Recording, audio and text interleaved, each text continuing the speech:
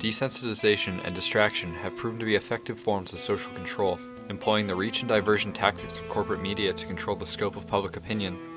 By endorsing and popularizing, or consuming and participating in a form of entertainment that not only engages our most alert cognitive functions and physical presence, thereby rendering ourselves hypnotized and arrested, we are setting a standard of impotence toward affecting change in our environments and leaving ourselves susceptible to the institutions and factors that increasingly control every facet of our lives, including what our choices are and what we think about. In the United States of America, at the beginning of the 20th century, it became necessary to maintain influence and exert power not by force but by cultural consent. The first propaganda agency, the Committee on Public Information, was conceived in 1917 for the purpose of persuading a pacifist population, disinterested in Europe's war, into a fit of hysteria and nationalism that would lead to our direct involvement in subsequent world interests. Propaganda proved to be such an effective technique for controlling popular opinion in the United States leading up to our involvement in the First World War that it has become a staple for controlling public discourse perpetually thereafter. With the rise of the public relations industry and mass media production in the 20th century, propaganda became as equally recognizable as it is efficacious. A typical rhetorical diversion tactic in public debate was employed called framing, which given the present nature and structure of mass media is an inexorable occurrence at present.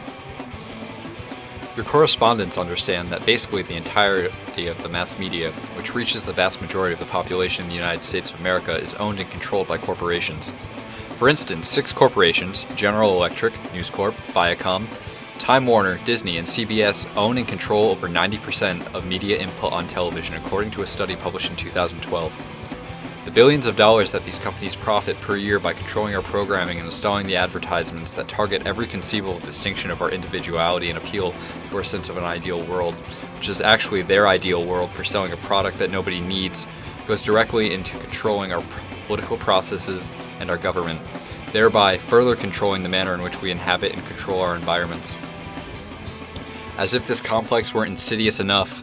an even more engaging form of media, further divergent from reality, has gained remarkable popularity toward the end of the 20th century into the new millennia. The video game industry, a nearly $50 billion entertainment industry, often subsidized by the military-industrial complex, has found itself working in the interests of the ruling class and those who wish to buy and divert our attention from what is really going on in the world. Your correspondents are not trying to make claim that the video game industry is born out of some inherent evil equivalent to that of its parent structure, capitalism. We are attempting here to point out that as citizens of the United States, whose power as consumers is wholly unrealized, for instance, our population couldn't achieve solidarity in boycotting gasoline or Walmart for 24 hours,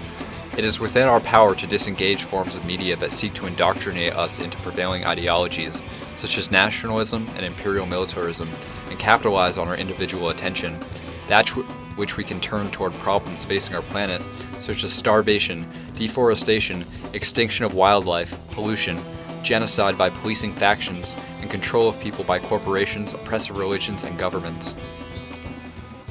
Meanwhile, video games allow us a form of catharsis from stresses of our ordered lives and a means to engage in an alternate world of limited consequences and moral ambiguity,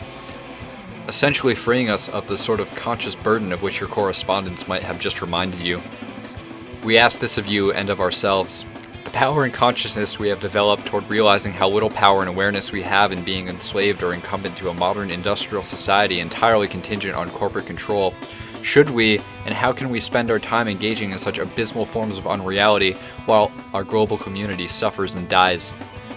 As we've now defined the circumstances we face, let us continue to employ the Potter box in its second category, where unapologetically your correspondents refer to the values that inform our disposition. Your correspondents indicate that they are essentially anarchist in their ideals, meaning we believe that there should be no hierarchical social and institutional structures that impede on the lives and decisions of individuals, and that nobody is more qualified than oneself to decide how they should think, speak, or act.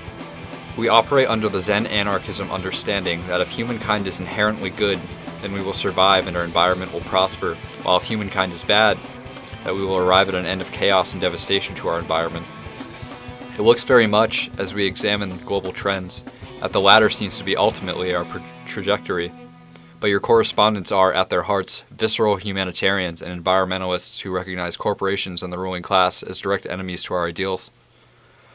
Those in positions of power to control our means of survival and the information which informs our worldview are out to disguise from us, the denizens of Earth and the global community, just how much evil is really going on, how much destruction and death is caused by corporations, industries, and tyrants each day. Our loyalties are to ourselves and our sense of suffering and survival in this life we are born into. The public, which we feel is being bought and sold in an endless cycle of greed and perpetual triviality,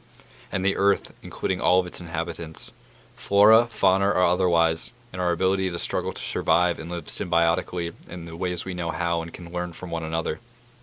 Looking outside our own understanding at present, we recognize ourselves in posterity to great thinkers of moral and ethical principles which we wish to align with in paradigm. Your correspondence will now employ Immanuel Kant's categorical imperative as a lens to understand our choice to disengage forms of media, such as video games, which only serve to further indoctrinate us into a subservient sense of our purpose in this reality and distract us from our duty to the earth and to one another. The first formulation of the categorical imperative states, act only according to that maxim whereby you can at the same time will that it shall become a universal law without contradiction. The creative energy and use of your correspondent's time in putting together this project and proliferating our ideas, the research and heart it takes to be righteous in our time, not merely for the sake of self-preservation, but for the greater good of our friends, family, neighbors, environment, and posterity, is a concentration and representation of ourselves as a reflection of the universe and our place in it. The second formulation of the categorical imperative states, act in such a way that you treat humanity, whether in your own person or in the person of any other, never merely as a means to an end, but always at the same time as an end. We ask you to join in the fight to take back control of our lives, not so that we may prosper over you, but for the opportunity to exist as equals. Right now, corporations and industrial powers wish to use your labor, lands, minds, and bodies not for the betterment of ourselves as individuals or as a society, but for the increase of profit and property. Money is sold to us as a commodity, but it is we who are being sold as commodity to money. And money is a means to an end, which is power. Power in total is that end which will be our end, the end of humanity, and the end to all life on earth. But we can be our own ends, people for people for their environments and communities. Should we choose to decide to turn away from seductive forms of unreality and distraction that keep us so hypnotized that we are rendered completely benign in choosing what kind of world we live in. The third formulation of the categorical imperative states, therefore, every rational being must so act as if he were through his maxim always a legislating member in the universal kingdom of ends. Your correspondents hereby choose to lay down their controllers and take back control of our lives. Will you stay plugged in or jack out of this insidious system of oppression?